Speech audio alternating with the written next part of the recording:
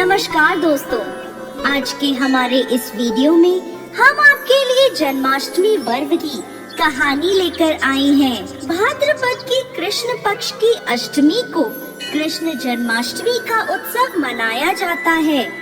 इस तिथि पर भगवान श्री कृष्ण का कंस के कारागृह में जन्म हुआ था। इस दिन श्री कृष्ण जन्मोत्सव के उपलक्ष्य में अर्धरात्रि में व्रत रखकर भगवान को प्रसाद लिया जाता है और प्रसाद के रूप में फलाहार तथा धनिये की पंजीरी और पंचामृत का प्रयोग किया जाता है। दूसरे दिन इसी उपलक्ष्य में नंद महोत्सव भी मनाया जाता है। ऐसी मान्यता है कि जन्माष्टमी के दिन उपवास करने से मनुष्य 7 जन्मों के पापों से छूट जाता है।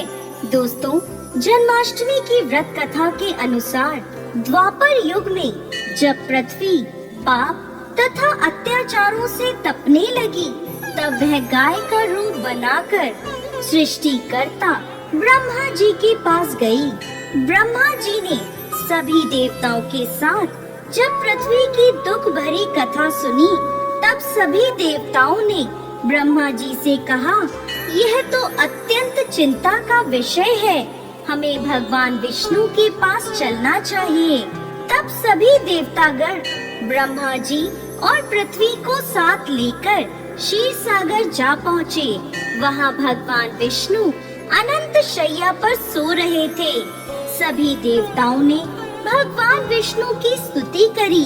देवगणों की स्तुति करने पर भगवान की निद्रा भंग हो गई और भगवान विष्णु ने सभी से आने का कारण पूछा। तब पृथ्वी बोली, हे प्रभु, मेरे ऊपर बड़े पाप और अत्याचार हो रहे हैं, इसका निवारण कीजिए। यह सुन भगवान विष्णु बोले, मैं ब्रजमंडल में कंस की बहन देवकी के गर्भ से जन्म लूंगा। तुम सभी ब्रजभूमि में जाकर यादव कुल में अपना शरीर धारण करो। इतना कहकर भगवान विष्णु अंतर्ध्यान हो गए।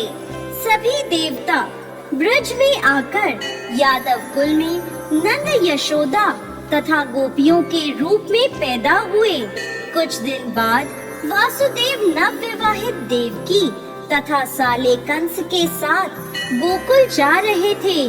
तभी अचानक एक आकाशवाणी हुई, हे कंस, जिसे तू अपनी बहन समझकर साथ लिए जा रहा है, उसी के घर उसका 8वां पुत्र तेरी मृत्यु का कारण बनेगा।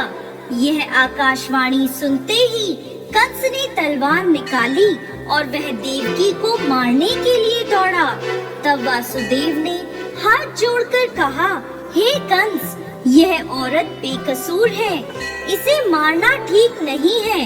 पैदा होते ही मैं अपनी सभी संतानें आपको दे दूंगा, तब आपको कौन मारेगा?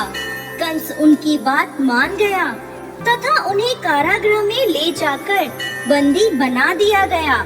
दिए गए वचन के अनुसार वासुदेव ने अपनी सभी पुत्रों को पैदा होते ही कंस को दे दिया तथा पापी कंस उन्हें मारता चला गया। देवकी के 7 पुत्रों को मारने के बाद जब कंस ने देवकी के 8वें गर्भ की बात सुनी, तो उसने कारागृह में कड़ा पहरा लगा दिया। तब भाद्रपद की कृष्ण पक्ष की अष्टमी की रात के समय भगवान विष्णु ने बालक के रूप में प्रकट होकर वासुदेव को अपने आप को गोकुल नंद के घर पहुंचाने तथा वहां से कन्या लाकर कंस को सौंपने का आदेश दिया। तब वासुदेव श्री कृष्ण को गोकुल ले चलने के लिए तैयार हुए। दरवाजे अपने आप खुल गए। पहरेदार सोए हुए नजर आए। यमुना पार कर वासुदेव गोकुल पहुंच गए। सोई हुई यशोदा को देखकर उन्होंने बालक श्री कृष्ण को उनके पास सुला दिया और सोई हुई कन्या को लेकर कारागृह में पहुँचे। तब कारागृह के दरवाजे अपने आप बंद हो गए। सिपाहियों ने कंस को सूचना दी। खबर पाते ही कंस ने कन्या को लेकर पत्थर पर पटकना चाहा, लेकिन हाथ से छूटकर आकाश में वह कन्या उड़ गई तथा साक्षात देवी के रूप में प्रकट हुई और बोली, हे कंस, तुझे मारने वाला गोकुल में बहुत पहले पैदा हो चुका है। दोस्तों, इस प्रकार भगवान श्री कृष्ण का धरती पर अवतरण हुआ। इन्हीं भगवान श्री कृष्ण ने बड़े होकर बकासुर, पूतना तथा कंस जैसे राक्षसों का वध कर पृथ्वी तथा अपने भक्तों की रक्षा करी।